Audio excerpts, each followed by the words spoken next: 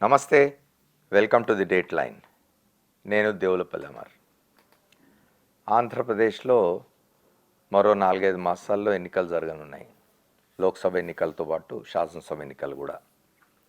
తాజాగా నిన్నటి రోజున భారతీయ జనతా పార్టీ రాజ్యసభ సభ్యుడు సీఎం రమేష్ సొంత విమానంలో తెలుగుదేశం పార్టీ జాతీయ ప్రధాన కార్యదర్శి లోకేష్ హైదరాబాద్ నుంచి ఎన్నికల వ్యూహకర్తగా పేరుగాంచిన ప్రశాంత్ కిషోర్ని విజయవాడ తీసుకెళ్ళాడు.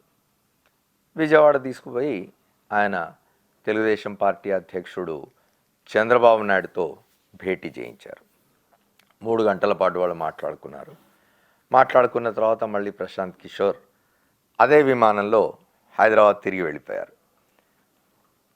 ఆ తర్వాత చెలరేగిన ఊహాగానాల మధ్య ప్రశాంత్ కిషోర్ ఓ మాట చెప్పినాడు. ఎక్కువగా దీని నుంచి ఏమీ ఊహించొద్దు, ఎక్కువగా విశ్లేషణలు చేయొద్దు, మర్యాదపూర్వకంగానే నేను చంద్రబాబు నాయుడు కలిశాను అని చెప్పాడు. ఎన్నికల వ్యూహకర్తలు చంద్రబాబు నాయుడు కలవడంలో పెద్ద వింత ఏం లేదు. అన్ని రాజకీయ పక్షాలకు ఎన్నికల వ్యూహకర్తలు ఉంటారు. ఇవాళ ఉదాహరణకు తెలుగుదేశం పార్టీకే ఒకప్పుడు ప్రశాంత్ కిషోర్తో ఐపాక్లో పనిచేసిన రాబిన్ శర్మ పనిచేస్తున్నాడు తెలుగుదేశం పార్టీ పక్షాన. నిన్న మొన్న ఎన్నికలు ముగిసి ప్రభుత్వం మారిన తెలంగాణలో కాంగ్రెస్కు సునీల్ కనుగోలు పనిచేసినాడు. అట్లాగే ఇవాళ ఆంధ్రప్రదేశ్లో వైఎస్ఆర్ కాంగ్రెస్ పార్టీకి కూడా ఇట్లా ఋషిరాజ్ అనే అతను పనిచేస్తున్నాడు. ఎన్నికల వ్యూహకర్తలు పనిచేస్తూ ఉంటారు. మనం ఒక విషయం గుర్తు చేసుకోవాలి. అధికారంలో లేనప్పుడు 2017 ప్రాంతంలో వైఎస్ జగన్మోహన్ రెడ్డి అప్పటి ప్రతిపక్ష నాయకుడు ఆయన తన పార్టీ సభలో మొట్టమొదటిసారి ప్రశాంత్ కిషోర్ను తన పార్టీ నాయకులకు కార్యకర్తలకు పరిచయం చేసినప్పుడు చెప్పిన మాటలు గుర్తు చేసుకోవాలి.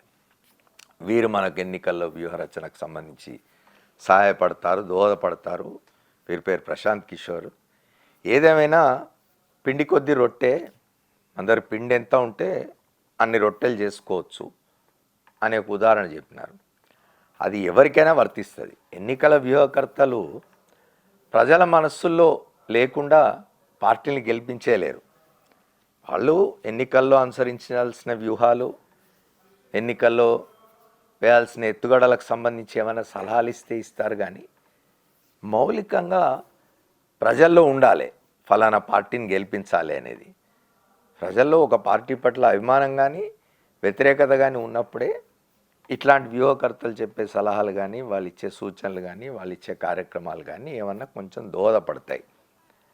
అవి వాటికి సపోర్టింగ్గా ఉంటుంది తప్ప మొత్తం వ్యూహకర్తలే గెలిపించేటైతే ప్రశాంత్ కిషోర్ బీహార్ రాజకీయాల్లో ఎందుకు విఫలమైనాడు? ఆయన 2019లో ఎన్నికల తర్వాత జగన్మోహన్ రెడ్డి ప్రభుత్వం వచ్చిన తర్వాత కొద్ది రోజులకే కొంతకాలానికి ఆయన ఐపాక్ను వదిలేస్తున్నట్టు, తాను క్రియాశీల రాజకీయాల్లోకి పోతున్నట్టు వెళ్ళి కాసేపు నితీష్ కుమార్తో కలిసి ఉన్నాడు. ఆ తర్వాత ఆయనను కాదని బయటకు వచ్చి పాదయాత్ర కూడా చేసినాడు ఆయన. అట్లాంటి ప్రశాంత్ కిషోర్ నిజంగా ఎన్నికల వ్యూహకర్తలే ప్రజాభిప్రాయంతో సంబంధం లేకుండా పార్టీని గెలిపించేటైతే ప్రశాంత్ కిషోర్ ఇవాళ ప్రధానమంత్రి కావాలా? 2014లో నరేంద్ర మోడీ ప్రధానమంత్రి కావడానికి ముందు జరిగిన ఎన్నికల్లో ప్రశాంత్ కిషోర్ భారతీయ జనతా పార్టీ కోసం పనిచేసినాడు. ఆ తర్వాత ఆయన మమతా బెనర్జీ కోసం పనిచేసినాడు.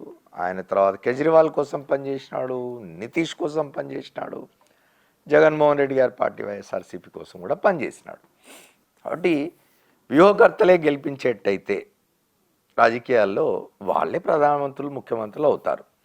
ఇక్కడ మనం మాట్లాడుకోవాల్సింది ఏంటంటే చంద్రబాబు నాయుడు ఇవాళ ఆయన ఎంత డెస్పరేట్గా అంటే దిక్కుతోచని స్థితిలో ఉన్నాడో నిన్నటి ప్రశాంత్ కిషోర్తో ఆయన సమావేశం వల్ల అర్థమవుతున్నది మనకి. ఎందుకంటే 2019 మార్చ్ ఇంకా ఎన్నికలు జరగలేదు ఆంధ్రప్రదేశ్లో. అప్పటికి ఇంకా చంద్రబాబు నాయుడు ముఖ్యమంత్రిగా ఉన్నాడు. ముఖ్యమంత్రిగా ఉండి ఆయన మాట్లాడిన మాటలను ఒకసారి జ్ఞాపకం చేసుకుందాం. అప్పుడు ప్రతిపక్షంలో ఉన్న వైఎస్ఆర్ కాంగ్రెస్ పార్టీకి ప్రశాంత్ కిషోర్ ఐపాక్ వ్యూహకర్తలుగా పనిచేస్తున్న సందర్భం. చంద్రబాబు నాయుడు ముఖ్యమంత్రిగా ఉండి ఏం మాట్లాడినాడు? బీహార్ నుంచో బందిపోటు వచ్చినాడు ప్రశాంత్ కిషోర్ అని, అతను ఇక్కడ అందరి ఓట్లు తీయించేస్తున్నాడు, వీళ్ళందరి తోకలు కట్ చేస్తాను నేను అని మాట్లాడినాడు.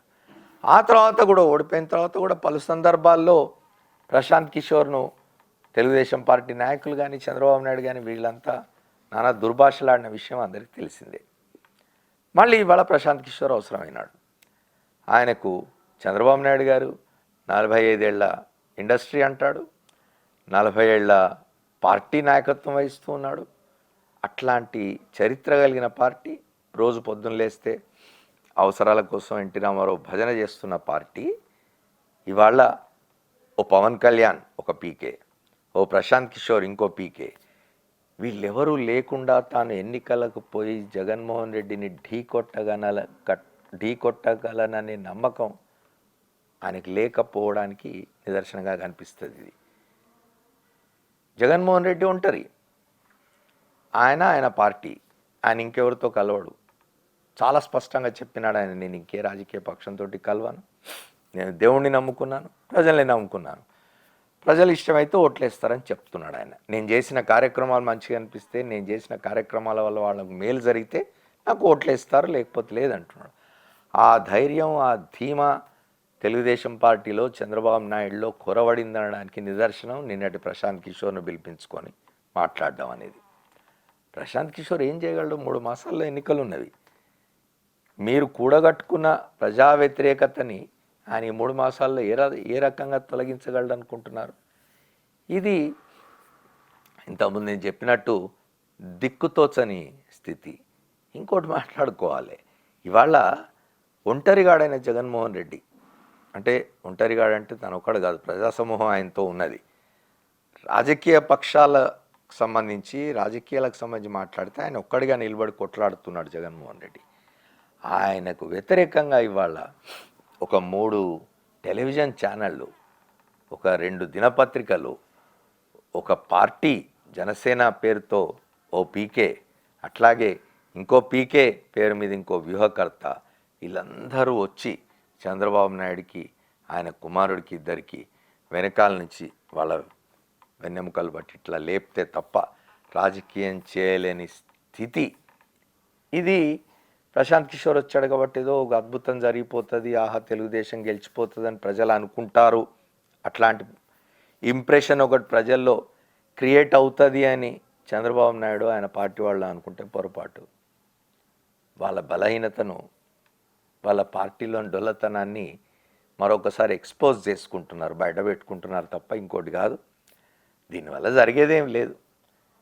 ఎన్నికల్లో ప్రజలు ఆ పార్టీ చేసిన మంచి పనులను చూసి ఓట్లేస్తారు, ఆ ప్రభుత్వం చేసిన మంచి పనులు చూసి ఓట్లేస్తారు.